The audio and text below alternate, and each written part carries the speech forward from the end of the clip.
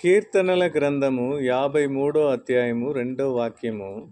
వివేకము కలిగి దేవుణ్ణి వెదకువారు కలరేమో అని దేవుడు ఆకాశము నుండి చూచి నరులను పరీక్షించెను.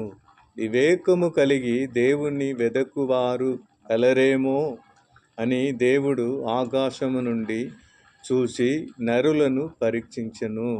వాక్యమును సరిగా మనం గమనించి చూసామంటే వివేకము కలిగి అని రాయబడి ఉంది. వివేకము అంటే ఒక ఫీలింగ్స్ అంటే వివేకము. దేవుడు మనిషిని సృష్టించినప్పుడు ఆవి, ఆత్మ, శరీరం ఈ మూడుని సమకూర్చినే దేవుడు మనిషిని సృష్టించాడు. మన శరీరాన్ని కెళ్ళుతున్నప్పుడు మనకు ఎలాంటి ఫీలింగ్స్ కలుగుతుందో అలాగే దేవునితో మనం ప్రార్థిస్తున్నప్పుడు పవిత్రాత్మ మనలో కమ్ముతున్నప్పుడు ఒక ఫీలింగ్స్ కలుగుతుంది, వివేకము కలుగుతుంది.